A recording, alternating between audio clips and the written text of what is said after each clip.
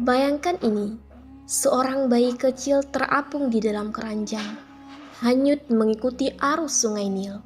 Ia tak punya daya, tak tahu apa yang menantinya. Tapi takdirnya adalah mengubah sejarah dunia.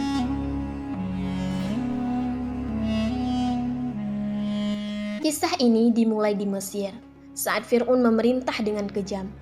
Ia takut akan ramalan bahwa seorang anak dari Bani Israel akan tumbangkan tahtanya. Maka ia memerintahkan pembantaian. Semua bayi laki-laki yang lahir harus dibunuh.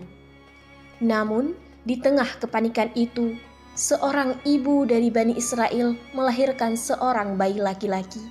Bayinya begitu mungil, begitu polos, tapi juga dalam bahaya besar.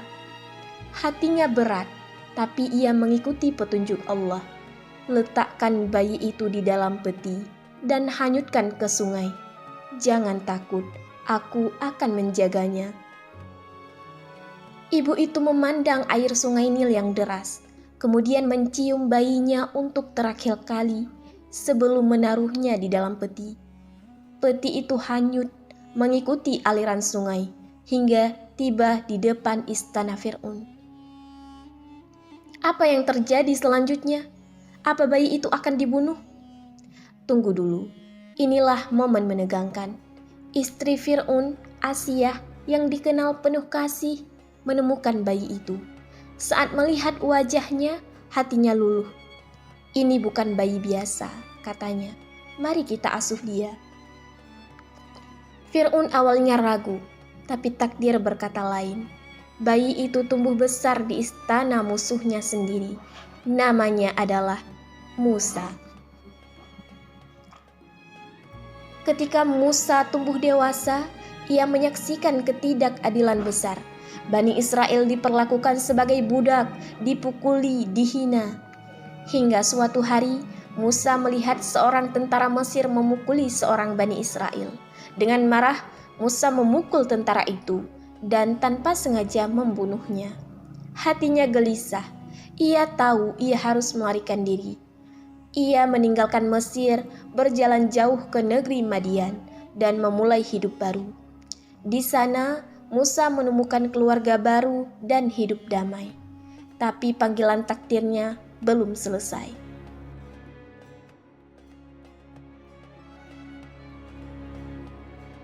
Bayangkan ini. Musa sedang mengembala domba di tengah malam, ketika tiba-tiba ia melihat cahaya aneh di atas gunung. Ia mendekat, penasaran. Cahaya itu bukan api biasa. Di sana, Allah berbicara langsung kepadanya. Wahai Musa, aku telah memilihmu. Kembalilah ke Mesir. Sampaikan kepada Fir'aun, bebaskan Bani Israel dari perbudakan. Musa terkejut. Aku? Bagaimana mungkin? Aku bukan pembicara yang baik. Tapi Allah menenangkan hatinya dan memberinya dua mukjizat.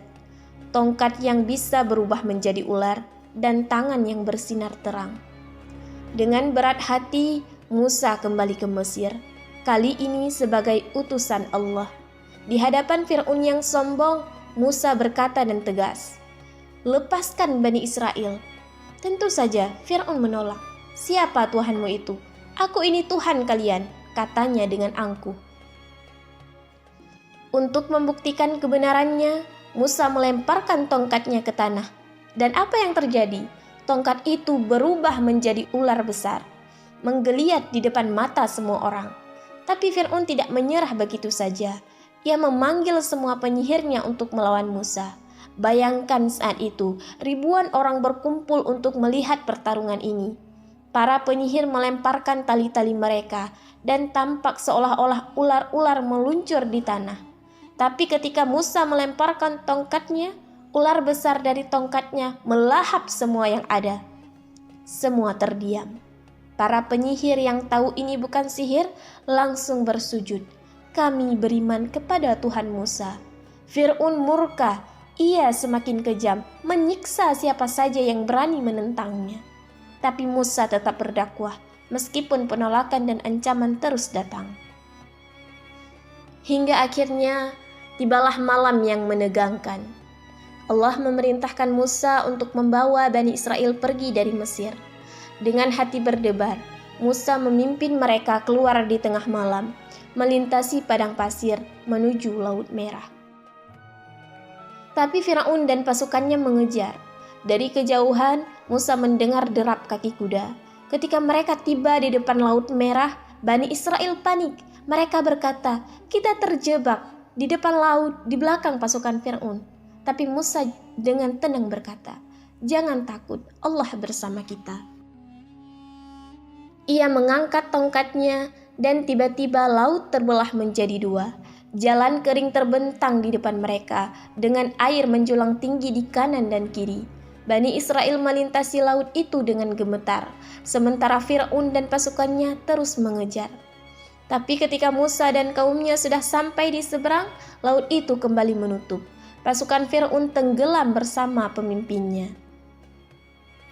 Saat itu semua orang tahu, inilah bukti kekuasaan Allah yang luar biasa. Nabi Musa tidak hanya menyelamatkan kaumnya, tapi juga menunjukkan kepada dunia bahwa kebenaran selalu menang, meskipun jalan menuju kemenangan penuh ujian. Dan di balik setiap cobaan ada keajaiban, karena ketika Allah bersamamu, tidak ada yang mustahil.